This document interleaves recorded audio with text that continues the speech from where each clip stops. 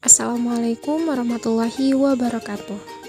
Perkenalkan, saya Nur Hikmah dan rekan saya Ardiansyah. Kami dari kelompok 6 ingin menjelaskan mengenai definisi humanisme dan Renaissance. Apakah kalian tahu definisi humanisme dan juga Renaissance? Nah, ayo sama-sama kita belajar definisi humanisme dan juga Renaissance. Pada dasarnya, istilah humanisme mempunyai riwayat dan pemaknaan yang kompleks loh guys. Humanisme sebagai sebuah istilah mulai dikenal dalam wacana filsafat sekitar abad ke-19. Menurut Kabertens, istilah humanisme pertama kali digunakan dalam literatur di Jerman sekitar tahun 1806 dan di Inggris sekitar tahun 1860. Lalu, bagaimana awalnya humanisme ini? Humanisme diawali dari term humanis atau humanum, yaitu mulai sekitar masa akhir zaman skolastik di Italia. Istilah humanis ini dimaksudkan untuk menggebrak kebekuan gereja yang memasung kebebasan, kreativitas, dan nalar manusia yang diinspirasi dari kejayaan kebudayaan Romawi dan Yunani. Lalu gerakan humanis ini berkembang dan menjadi cikal bakal lahirnya Renaissance di Eropa. Berdasarkan catatan sejarah, humanisme sudah memperoleh pengakuan loh guys. Lebih tepatnya pada abad ke-14 di Italia, melalui pemajangan berbagai literatur dan ekspresi seni Yunani dan Romawi pra-Kristen. Ditemukan kembali oleh para pastor di dinding-dinding museum. Adapun ciri khas humanisme adalah sikap keberagaman yang inklusif. Hal ini dapat dilihat dalam berbagai karya Plato dan Aristoteles yang mengusung kandungan moral dari Injil. Puncak dari humanisme jenis ini dicapai oleh Erasmus, seorang sarjana Belanda dari Rotterdam pada abad ke-16. Secara umum, humanisme berarti martabat dan nilai dari setiap manusia, dan semua upaya untuk meningkatkan kemampuan-kemampuan alamiahnya secara penuh. Kemuliaan manusia sendiri terletak dalam kebebasannya untuk menentukan pilihan sendiri dan dalam posisinya sebagai penguasa atas alam. Gagasan ini mendorong munculnya sikap pemujaan tindakan terbatas pada kecerdasan dan kemampuan individu dalam segala hal. Apakah kalian masih bingung dengan pengertian dari humanisme? Secara gampangnya, humanisme itu adalah sebuah pemikiran filsafat yang mengedepankan nilai dan kedudukan manusia serta menjadikannya sebagai kriteria dalam segala hal. Selain definisi dari humanisme, kalian juga harus tahu jenis-jenisnya loh guys. Jadi, humanisme itu dibagi menjadi dua jenis. Yang pertama yaitu humanisme keagamaan atau religi. Humanisme keagamaan atau religi berakar dari tradisi Renaissance, pencerahan dan diikuti banyak seniman, umat Kristen garis tengah dan para cendekiawan dalam kesenian bebas.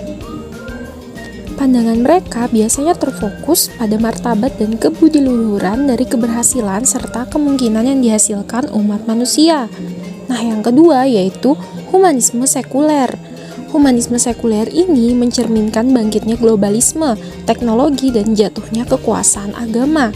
Humanisme sekuler juga percaya pada martabat dan nilai seseorang dan kemampuan untuk memperoleh kesadaran diri melalui logika. Orang-orang yang masuk kategori ini menganggap bahwa mereka merupakan jawaban atas perlunya sebuah filsafat umum yang tidak dibatasi perbedaan kebudayaan yang diakibatkan adat istiadat dan agama setempat. Renaissance dapat diterjemahkan sebagai masa yang terlahir kembali. Renaissance merupakan masa yang terjadi pada abad ke-14 sampai abad ke-17. Gerakan perubahan ini dimulai dari Italia yang kemudian menyebar ke seluruh benua Eropa. Julius Maisonnet merupakan sejarawan yang pertama kali mendefinisikan dan memperkenalkan istilah Renaissance dalam karyanya yang berjudul History de France. Secara garis besar, ciri utama Renaissance adalah humanisme, yaitu memanusiakan manusia, empirisme yang berarti kebebasan pengembangan ilmu pengetahuan, dan rasionalisme yang ini kebebasan dalam pengembangan pikiran. Latar belakang Renaissance. Pada dasarnya, Renaissance terjadi sebagai respon dari perilaku dominasi gereja terhadap seluruh aspek kehidupan masyarakat Eropa. Untuk mengetahui lebih dalam, kita harus mengetahui keadaan Eropa pada masa abad pertengahan yang dikenal juga sebagai periode Dark Age atau abad kegelapan. Abad pertengahan terjadi setelah kekaisaran Romawi di abad 4 Masehi runtuh.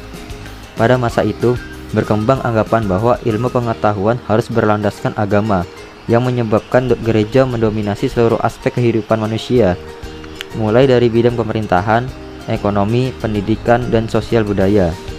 Tidak hanya itu, gereja bahkan mempengaruhi berbagai kebijakan yang dibuat pemerintah, sehingga raja kehilangan kekuasaannya dalam pemerintahan. Salah satu contoh dominasi gereja pada abad pertengahan adalah pemberian hukuman kepada Nikolaus Kopernikus yang menyebutkan matahari sebagai pusat tata surya. Pernyataan tersebut tentu dianggap bertentangan dengan ajaran gereja, sehingga Kopernikus dijatuhi hukuman mati. Melihat doktrin dan dominasi gereja yang dianggap merugikan masyarakat, akhirnya muncul gerakan yang ingin mempengaruhi ilmu pengetahuan agar terbebas dari belenggu kekuasaan gereja. Gerakan inilah yang disebut dengan Renaissance. Namun, selain dilatar belakangi oleh dominasi gereja, munculnya Renaissance juga dipengaruhi oleh latar belakang ekonomi. Pada saat itu, Eropa menggunakan sistem ekonomi tertutup yang membuat perekonomiannya hanya dikuasai oleh para golongan penguasa. Kondisi tersebut menyebabkan kehidupan masyarakat terkungkung dan tidak memiliki harga diri yang layak sebagai manusia. Tokoh-tokoh Renaissance akan dibagi berdasarkan bidang keahliannya, yaitu seni dan budaya, penjelajahan samudera, dan bidang ilmu pengetahuan. Berikut ini penjelasannya. 1. Bidang seni dan budaya. Peristiwa di Eropa yang berpengaruh terhadap kehidupan umat manusia yang ditulis oleh Alin Rizkian Putra dalam bidang seni dan budaya. Gerakan Renaissance melahirkan sejumlah karya sastra, seni, dan arsitektur yang menawan di berbagai kota di Eropa. Maka dari itu, Renaissance juga sering disebut sebagai sebuah gerakan budaya yang sangat mempengaruhi kehidupan intelektual Eropa pada periode modern awal. Beberapa seniman yang terkenal pada masa Renaissance diantaranya Leonardo da Vinci 1452 sampai 1519, Raphael 1483 sampai 1520. 2. Penjelajahan samudera. Munculnya Renaissance menyebabkan kemajuan dalam bidang ilmu pengetahuan dan teknologi yang menghasilkan temuan baru, seperti temuan Nikolaus Kopernikus bahwa bumi itu bulat, penemuan teknologi kompas, dan lain-lain. Hal tersebut kemudian mendorong para pelaut dari Spanyol, Portugis, dan negara-negara di Eropa lainnya untuk berlayar menjelajah samudera mencari daerah baru. Tokoh yang terkenal adalah Christopher Columbus 1451 sampai 1506 dan Ferdinand Magellan 1480 sampai 1521. 3. Ilmu pengetahuan. Eropa pada masa Renaissance memberi ruang yang ideal bagi perkembangan ilmu pengetahuan dan teknologi.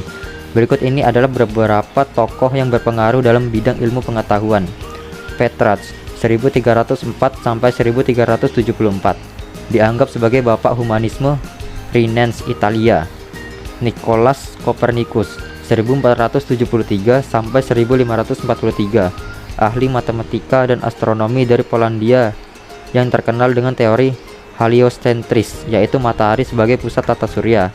Johannes Kepler 1571 sampai 1630, astronomi asal Jerman yang berpendapat bahwa orbit dari planet-planet yang mengitari matahari bukan berbentuk lingkaran, melainkan elips. Galileo Galilei 1564 sampai 1642, ilmuwan Italia yang menemukan teleskop sehingga dapat melihat gunung-gunung di bulan dan menemukan bahwa Jupiter memiliki 4 satelit. Pengaruh Renaissance yang terjadi di Eropa telah membawa pengaruh besar dalam berbagai bidang kehidupan manusia di seluruh penjuru dunia, termasuk Indonesia. Salah satu dampak besar yang dirasakan Indonesia adalah adanya invasi bangsa Barat. Kegiatan invasi ini dipengaruhi oleh beberapa hasil penemuan pada masa Renaissance, di antaranya mesin cetak oleh Johann Gutenberg, senjata api dan kompas untuk menentukan arah mata angin dan pelayaran. Sekian penjelasan dari kami, mohon maaf jika ada kesalahan. Wassalamualaikum warahmatullahi wabarakatuh.